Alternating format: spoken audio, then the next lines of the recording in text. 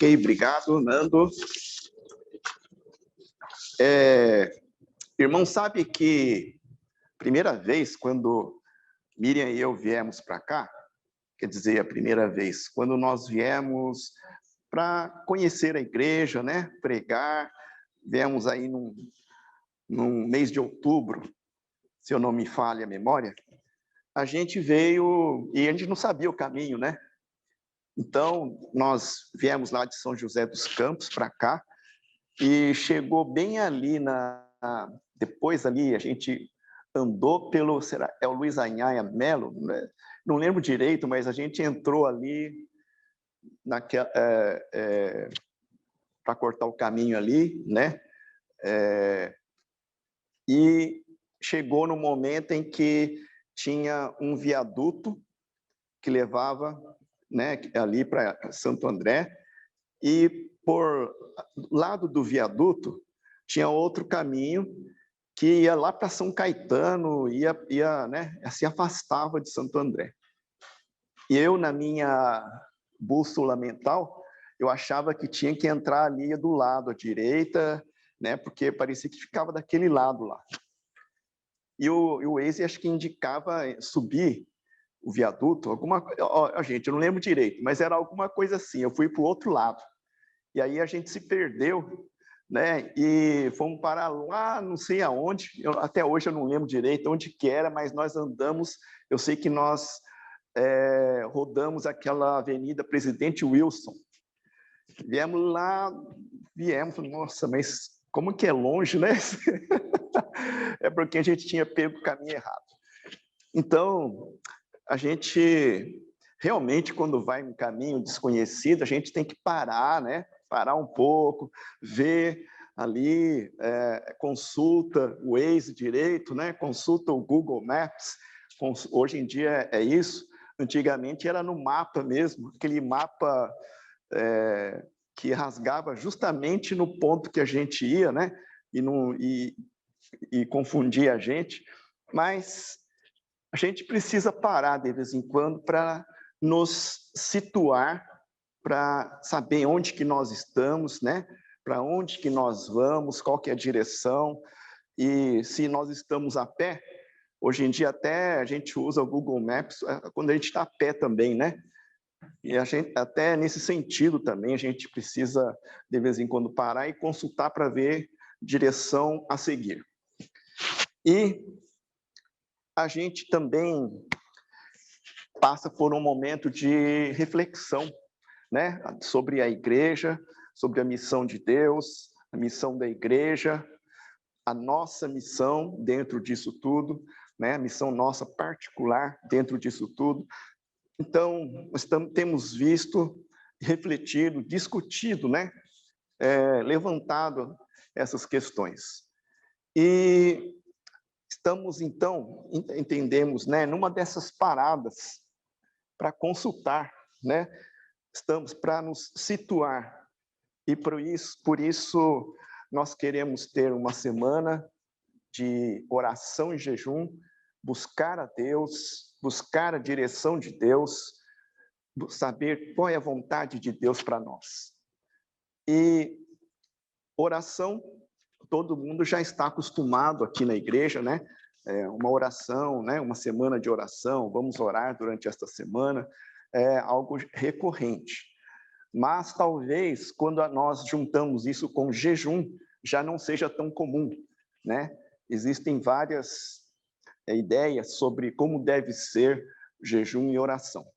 Então, eu gostaria de meditar sobre essa dupla oração e jejum, né? Com que a palavra de Deus ela nos mostra sobre essa prática, né, de oração e jejum. Primeira coisa que nós, quando vamos olhar a palavra de Deus, nós vimos lá que já é algo esperado dos seguidores de Jesus, né? É algo que, assim, não é nenhuma surpresa, né? Nenhuma coisa assim muito diferente do que se espera ou do que havia naqueles tempos de Jesus. Então, Por exemplo, nós vamos ver lá em Mateus, no capítulo 6. Primeiramente, Mateus, capítulo 6, versículos 5 e 6.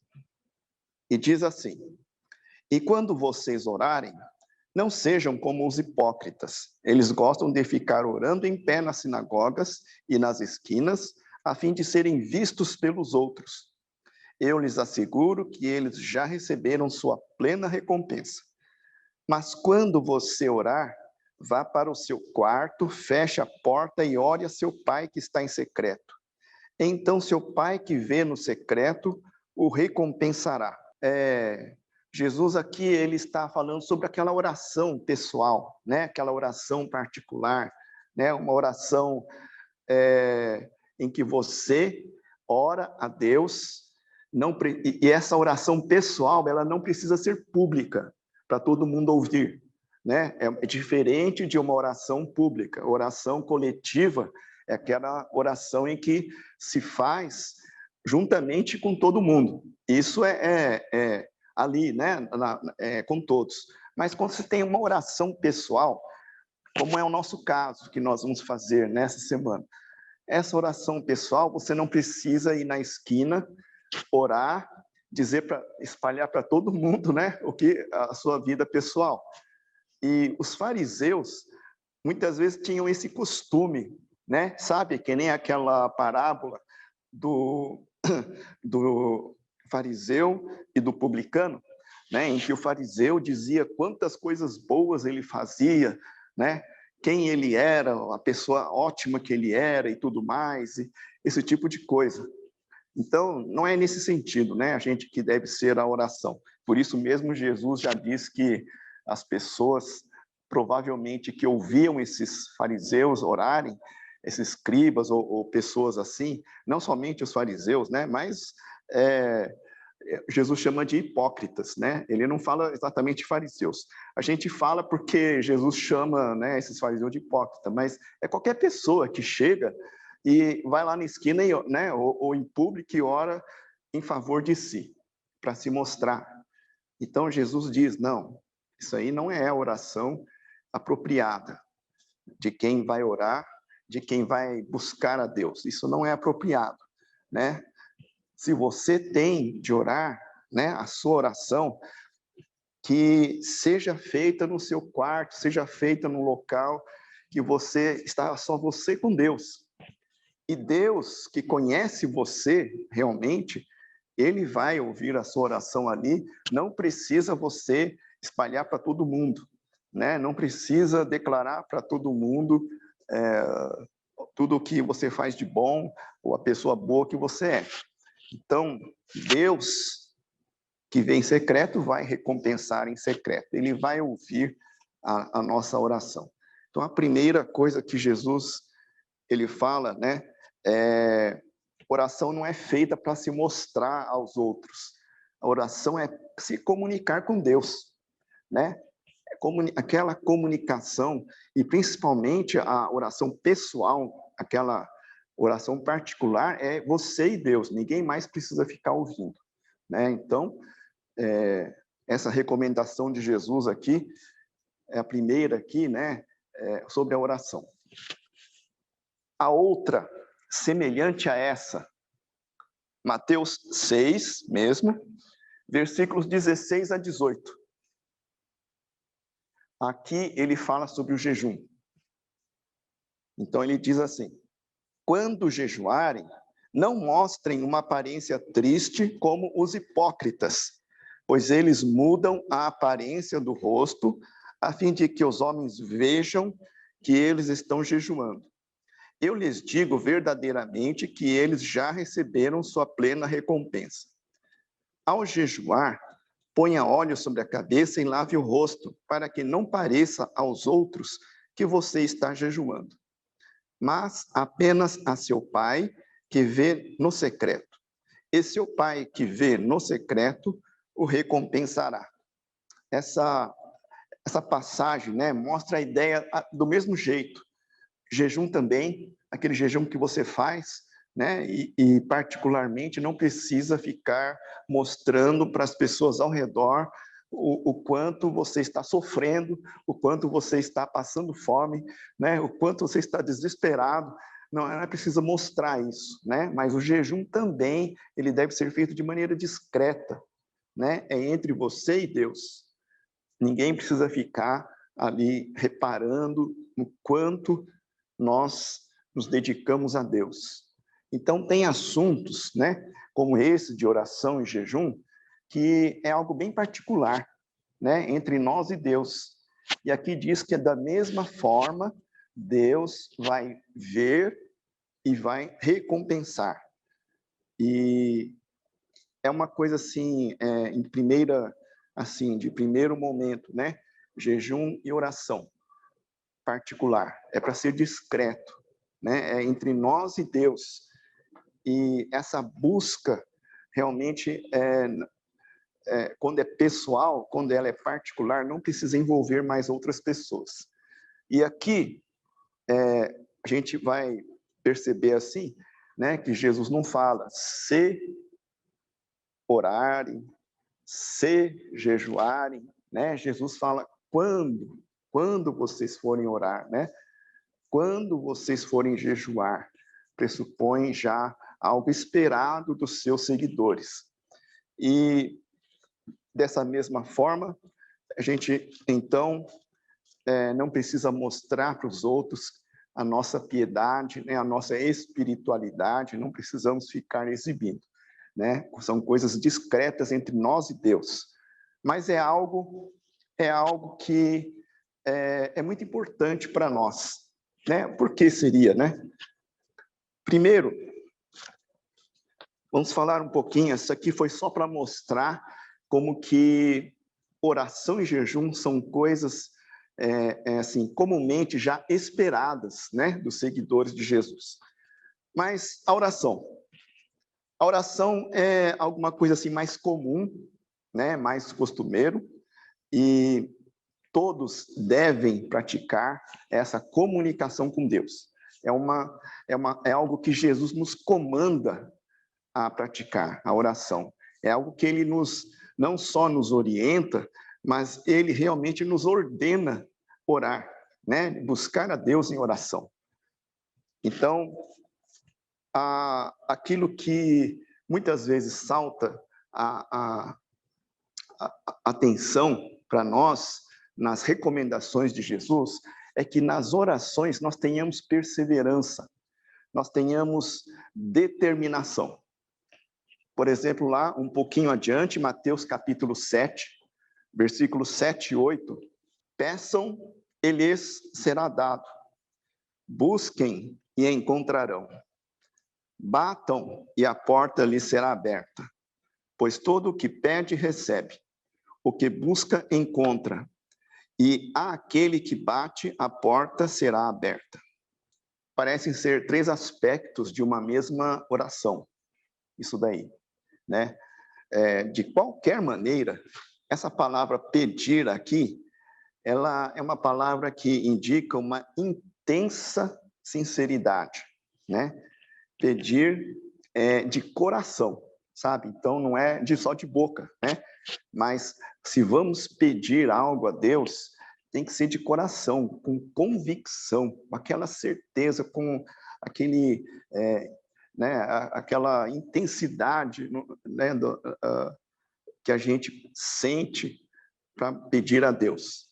Não é qualquer coisa, não é se pegar, pegou, mas é com aquela busca intensa e convicta, né? É assim que diz aqui sobre essa palavra peçam com convicção, né? Com intensidade, com sinceridade.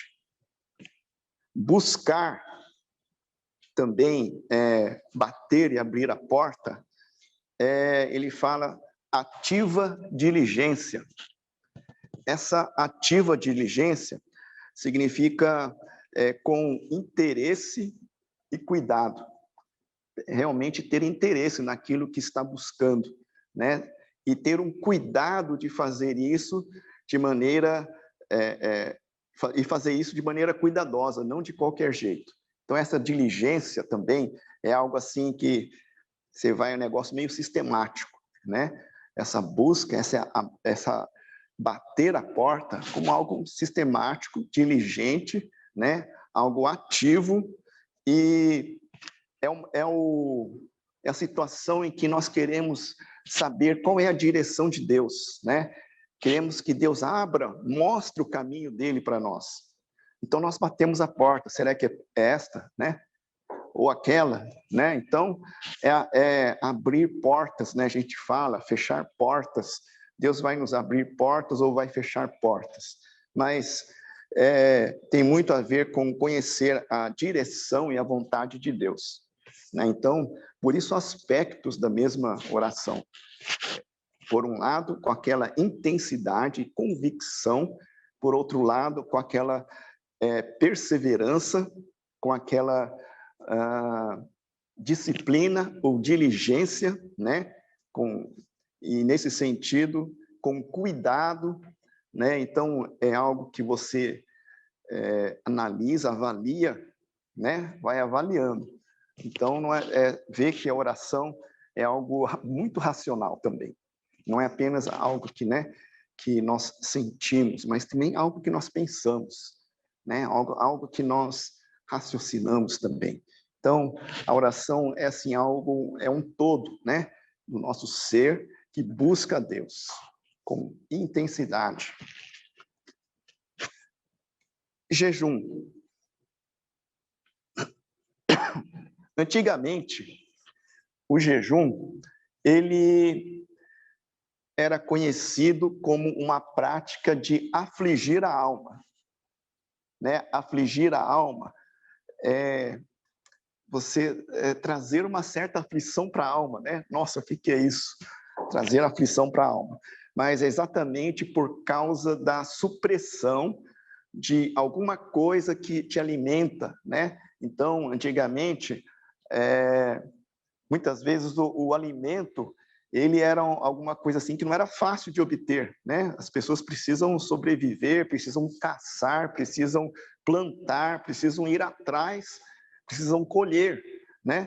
Para ter o seu alimento. Hoje em dia não é diferente, né? Nós precisamos trabalhar duro com o suor do nosso rosto para ter o pão de cada dia.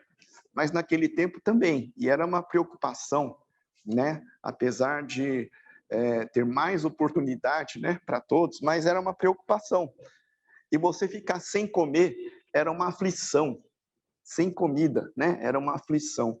Quando que o seu corpo, né, precisava. Então, nesse sentido, afligir a alma. Por isso, o jejum era uma coisa assim que demonstra a intensidade da nossa busca a Deus. O quão nós estamos afim, o quão nós estamos, assim, né, qual que é a intensidade do nosso coração naquela busca a Deus. E a gente vê assim, na palavra de Deus, não existe para nós uma palavra de obrigatoriedade, né, uma obrigação para fazer o jejum. Jesus não ordenou assim que faça, né? Assim como ele fez em vários momentos, ele falou sobre a oração, realmente como uma ordem dele mesmo para nós orarmos, não deixarmos de orar, mas para o jejum ele não falou isso, né? Jejum precisa ser um negócio voluntário.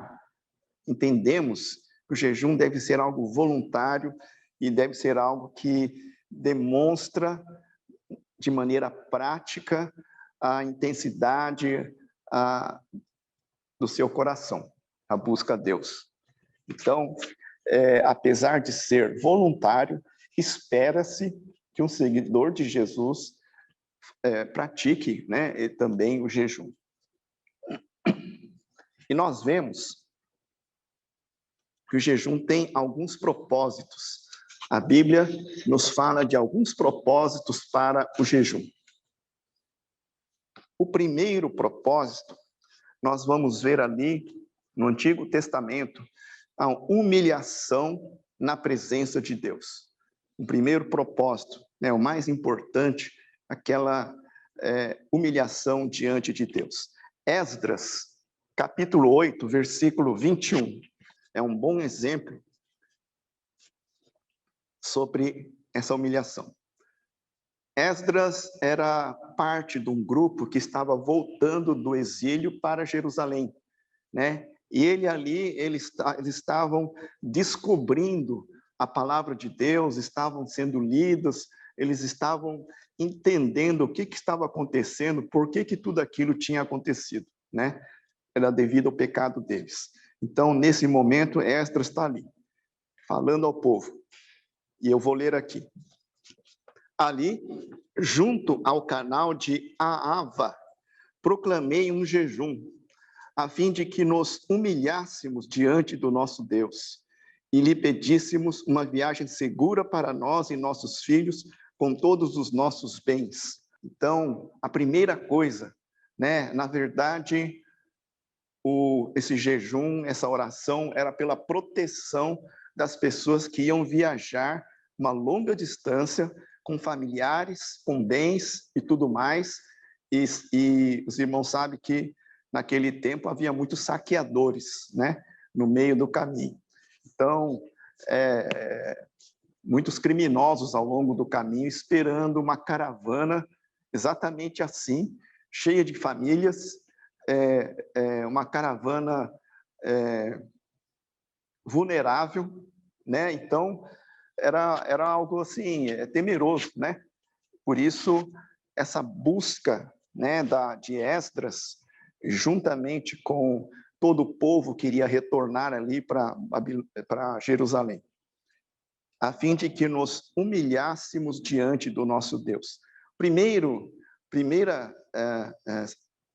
coisa que a gente deve lembrar no jejum é que um momento que é um processo de, primeiro, humilhação diante de Deus. Essa humilhação no sentido de que em nós só há coisas indignas, né? Somente Deus é digno. Então, nós não chegamos já com altivos, nem orgulhosos, nem arrogantes diante de Deus. O jejum é exatamente uma demonstração de humilhação perante Deus. E dentro dessa humilhação na presença de Deus, o reconhecimento e a confissão de pecados. Ali, no livro seguinte, é de Neemias. Neemias, ele está junto com Esdras nesse retorno para Jerusalém. Neemias era um governante, né? Ele era da turma, vamos dizer assim, um líder ali da comunidade, que iria comandar todo aquele retorno e reconstrução do Muro de Jerusalém.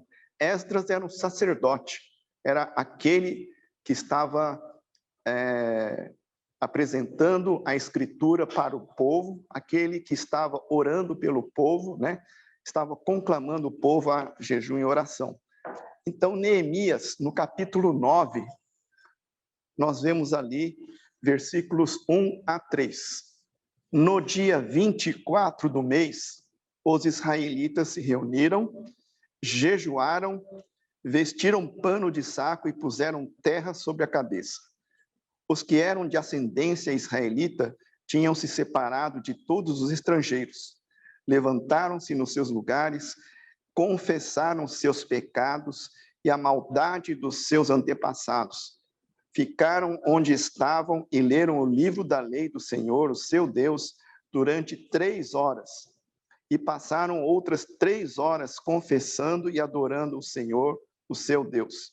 Eles perceberam, através da leitura da Escritura, como que Deus havia alertado o povo de Israel diversas vezes sobre as maldades e os pecados deles, até que não teve jeito e Deus os castigou, mandando para o exílio. Então, esse é o momento em que eles olham, eles escutam, eles percebem o problema e eles ali, então, eles confessam seus pecados e a maldade dos seus antepassados, né? Foi um momento de confissão, né, de reconhecimento e confissão dos seus pecados. Em Zacarias, capítulo 7, já numa outra situação. Zacarias, capítulo 7, versículos 4, 5 e também o 9 e 10. Diz assim: Então o Senhor dos Exércitos me falou: pergunte a todo o povo e aos sacerdotes, quando vocês jejuaram no 5º e no 7º meses durante os últimos 70 anos, foi de fato para mim que jejuaram? Assim diz o Senhor dos Exércitos: administrem a verdadeira justiça, mostrem misericórdia e compaixão uns para com os outros. Não oprimam a viúva e o órfão, nem o estrangeiro e o necessitado, nem tramem maldades uns contra os outros. Com isso, Deus está falando ao povo de Israel que não adianta, por um lado, fazer jejum e oração, buscar com lágrimas a Deus, mas no dia a dia, se eles exploram os seus próprios irmãos, se eles cometem injustiças, se eles tratam mal o seu próximo. Deus está dizendo, né? Em Isaías 58 também a mesma coisa. Não adianta vocês chegarem a mim se na sua vida, no seu dia a dia, você se distancia de mim, né? Então, é algo assim que Deus quer de nós, que para que Ele ouça o nosso jejum, a nossa oração, veja o nosso jejum, ouça a nossa oração, é preciso que nosso coração, né, ele esteja voltado para Deus, ele esteja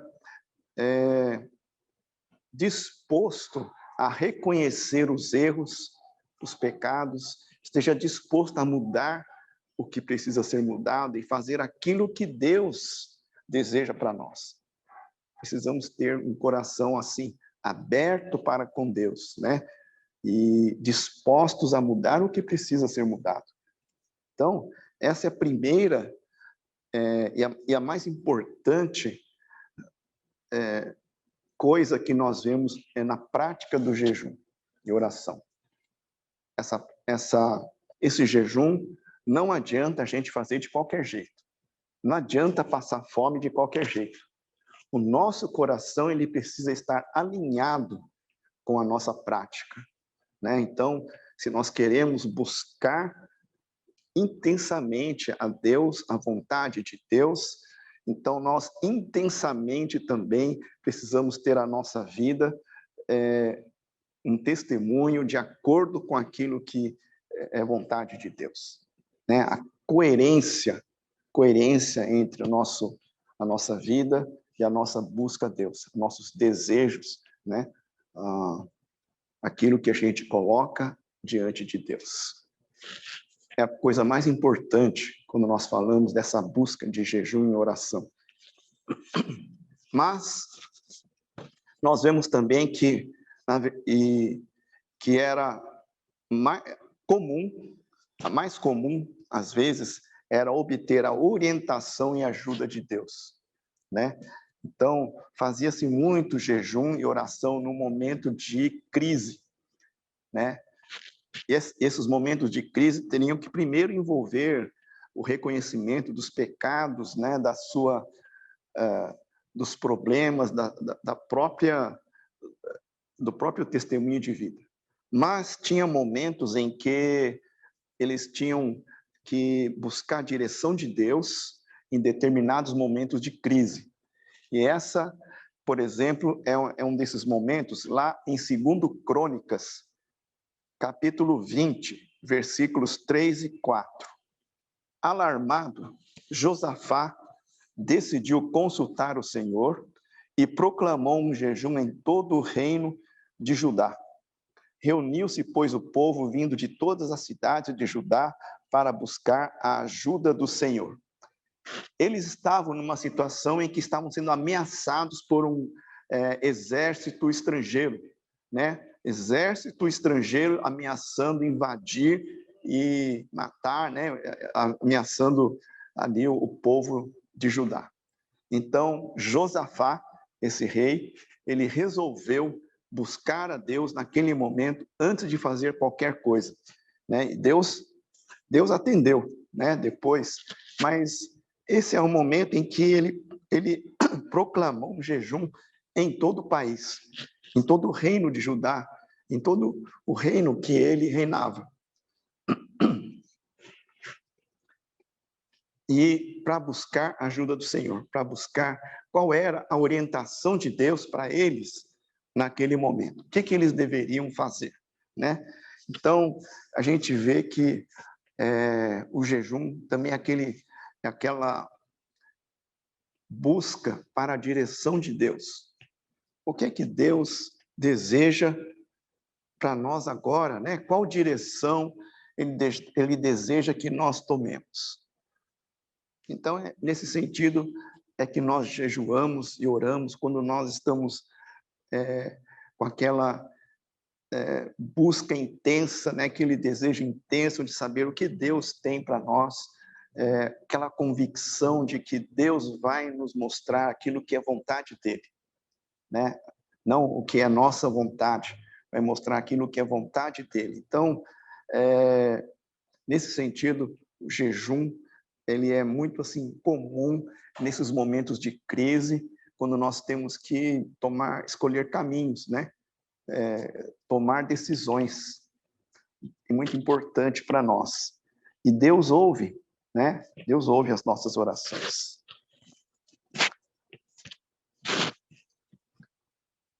Muito bem, falando sobre jejum, então, como que é que o povo jejuava? Como é que nós jejuamos? Quando nós vamos jejuar, nós temos visto aqui que o povo se reunia, né? Para ler a palavra, para confessar os seus pecados, para buscar a Deus em oração e também nesse momento de jejum, né? Então, o jejum é aquilo que, na verdade, a melhor coisa é ser acompanhada por oração, né? O jejum acompanhado de oração.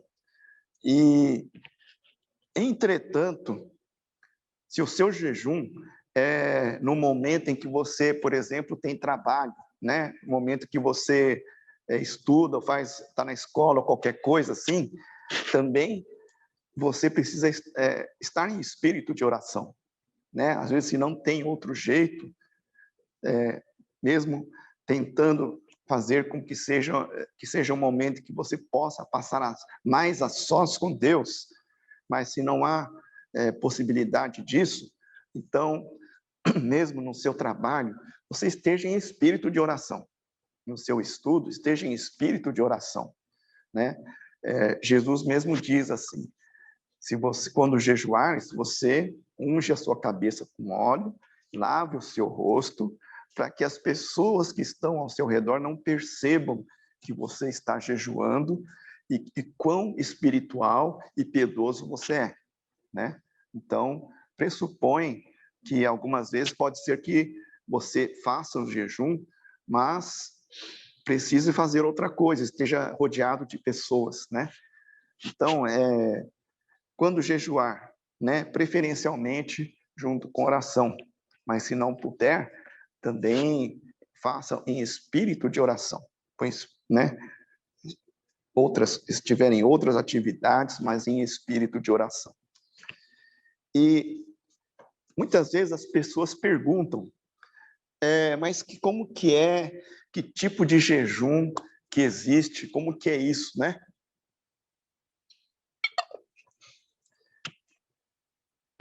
Quando nós olhamos a palavra de Deus, nós vemos ali que jejum realmente é não comer comida por um período de tempo.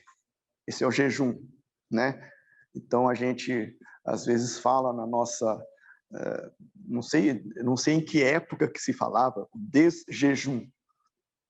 Café da manhã, vamos tomar o desjejum, né? Aí aquilo que quebra o jejum, né? O jejum da noite, que você passou sem comer, dormindo, né? Então, o café da manhã vai quebrar esse jejum que você teve durante o sono.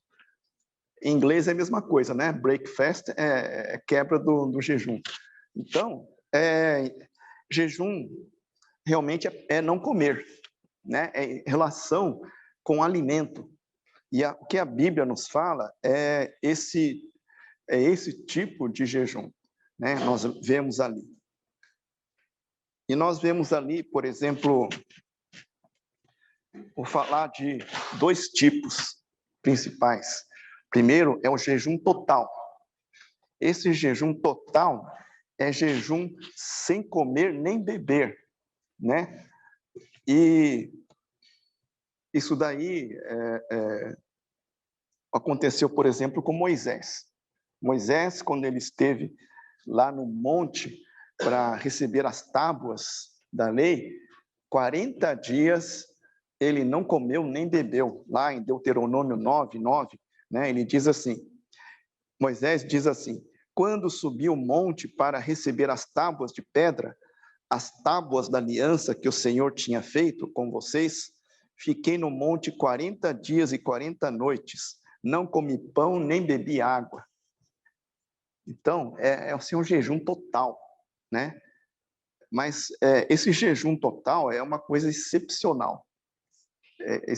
Excepcional e, bom, aqui tem vários médicos, né, na nossa igreja, eles podem dizer melhor o quanto que o corpo humano, o organismo humano normal, sadio, né, hidratado, tal, consegue aguentar sem comer nem beber nada, né?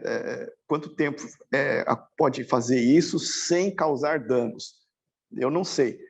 Alguns estimam 3 dias, né? Eu não digo nada sobre isso e não recomendo também. Irmãos, se você tiver que fazer algo assim, é uma situação excepcional. É uma situação em que totalmente fora do comum, né? Então, é algo assim muito difícil e a Bíblia não nos fala muito caso disso, né? Um deles é esse de Moisés, que nós temos a clara certeza. Mas por isso você tem aqui, né? Você não faça isso na sua casa sem orientação, certo? Mas temos o jejum parcial. Jejum parcial é aquele que você não come só, né?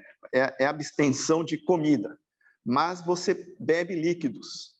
Então, provavelmente essa é a maioria dos jejuns bíblicos. A maioria dos jejuns que nós vemos na Bíblia tem esse jeito de parcial, você só não come a comida, mas bebe o líquido necessário, né? Então, esse é o mais, digamos, o mais recomendado para nós também, né? O mais aceito, o mais praticado também. E esse parcial é o que nós também queremos fazer nesta semana. Excepcionalmente, às vezes a gente vê assim, olha, tem pessoas que por causa da saúde não pode fazer jejum prolongado, né? Não pode ficar sem comer ou sem beber, né? Por um período muito prolongado. E por causa da saúde, então, não pode fazer um jejum muito longo. Mas a pessoa quer participar do jejum, mas quer fazer esse jejum, quer praticar jejum. Então, o que essa pessoa faz? De acordo com aquela definição mais ampla de jejum, né, de afligir a alma, então, isso é a minha opinião particular, tá bom? Isso não está escrito na Bíblia, mas na minha opinião particular, a pessoa, ela também pode fazer jejum daquilo que alimenta a alma dela, né? Daquilo que faz com que, se ela não como é que dizer, que a ausência daquilo seja sacrificial para ela, embora não vá causar mal à saúde. Então, por exemplo, né, coisas que você às vezes digamos, aficionado com TV, ou com a internet, com o celular, né? Às vezes são coisas que são muito, assim, você está muito ligado a isso, né? Ou outras coisas, pode ser outras coisas que você normalmente faz, e se não fizer, vai ser uma aflição para a sua alma, uma verdadeira aflição, né? Então, eu acredito que isso também possa fazer parte da nossa prática de jejum, somente se você não puder fazer jejum de alimentos, né? Então, eu acredito que pode ser uma demonstração diante de Deus, isso não está na palavra dele, mas que você pode demonstrar diante de Deus que você também quer afligir a sua alma, você quer demonstrar a intensidade do seu coração, a sua convicção com isso, né? Suprimindo essas outras coisas que podem ser importantes para você, tá certo? Para nós concluirmos, então, nós vimos objetivos do jejum. Primeiro é se humilhar diante de Deus, né? É humilhar a nossa vida, reconhecer, confessar pecados da nossa vida. Uma segunda é pedir orientação e ajuda de Deus. Então, basicamente, são dois propósitos para o jejum em nossas vidas, né? Humilhação diante de Deus e orientação de Deus para nós. Oração e jejum, elas são práticas da piedade, né? Por isso, alguém falar que realmente ora e jejua, ele está se exercitando na piedade, né? Alguns, por exemplo, lá em 1 Timóteo, Paulo fala a Timóteo, né? Capítulo 4, versículos 7 e 8. Rejeite, porém, as fábulas profanas de velhas e exercite-se na piedade. O exercício físico é de pouco proveito. A piedade, porém, para tudo é proveitosa, porque tem promessa da vida presente e da futura. Bom, ele não quer dizer que o exercício físico é ruim, né? É bom praticar, mas o exercício físico tem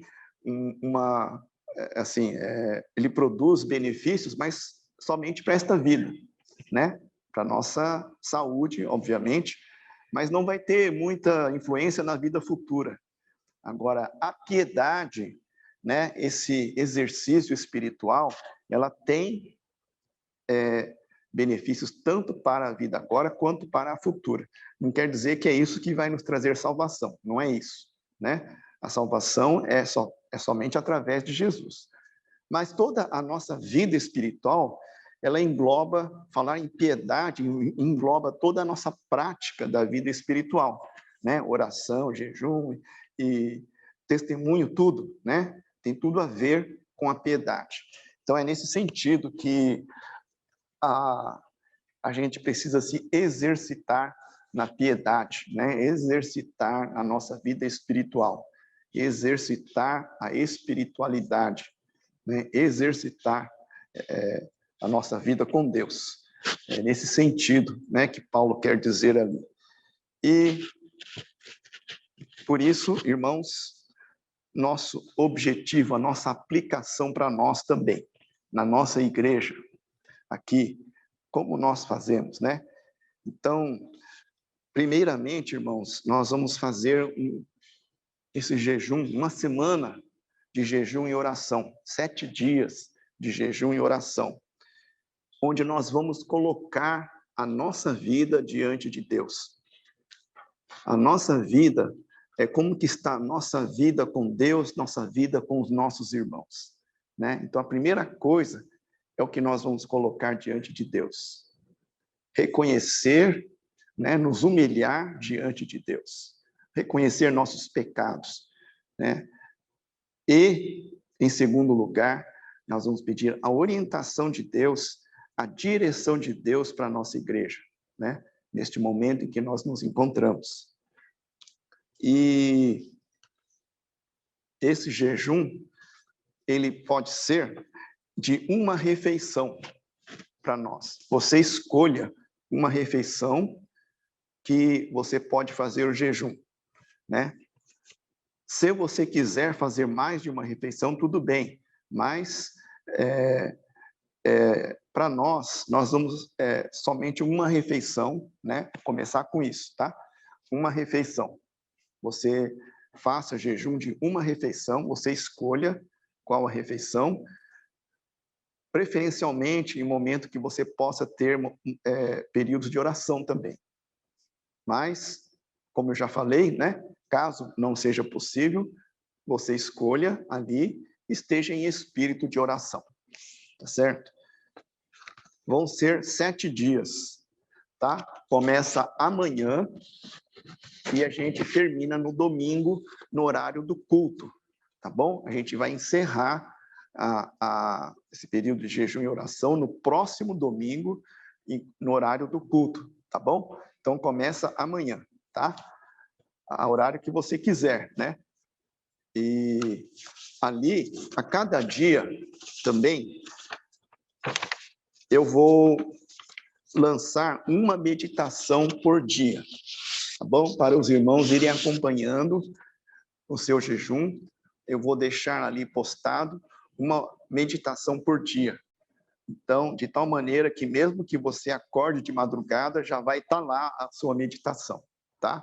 Então, para todas, ali no grupo da Igreja Rollins, vou deixar lá, vou postar uma meditação a cada dia, tá bom?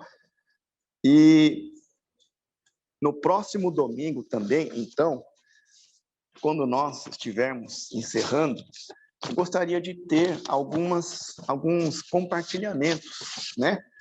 Alguns testemunhos, experiência que você teve durante essa semana. Será que Deus falou com você, né? O que você sentiu na sua vida espiritual, como foi, o que foi bom, né? O que você aprendeu durante essa semana, durante essa prática.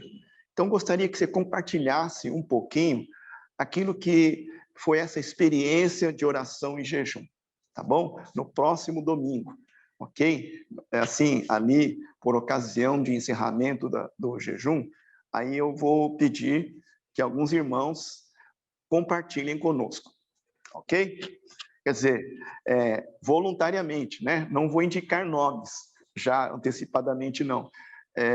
No momento, né, você sentir no seu coração, mas já vai preparando, já vai mais ou menos com essa ideia de que, né, assim, o que foi esse período de jejum e oração para você, tá? Nesta semana.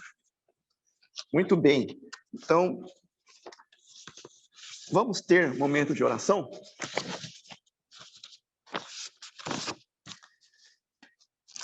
Senhor nosso Deus e nosso Pai celestial, nós queremos te dar graças, queremos te dar glórias, ó Deus, porque tu és um Deus que quer se comunicar conosco, quer ouvir a nossa voz. O Senhor é alguém que quer ver, ó Deus, o nosso coração voltado para ti. O Senhor é aquele que quer ver, ó Deus, um coração verdadeiramente convertido, voltado para o Senhor. Ó Deus, nós queremos pedir que o Senhor, durante esta semana, ó Deus, o Senhor esteja falando conosco, o Senhor esteja mostrando, ó Deus, a tua vontade para nós, a tua direção para nós, o Senhor esteja nos ajudando, ó Deus, nessa prática, ó Deus, de nos colocarmos diante do Senhor em humilhação, em reconhecimento, em confissão de pecados.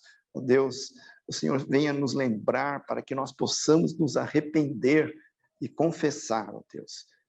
E também, ó Deus, o Senhor venha falar, ó Deus, venha nos mostrar tua vontade. Ó Deus, nós queremos colocar nas tuas mãos Que o Senhor esteja nos acompanhando, o Senhor esteja nos protegendo, o Senhor esteja nos guiando em todos esses momentos. Nós oramos, ó Deus, e nós te agradecemos em nome de Jesus. Amém.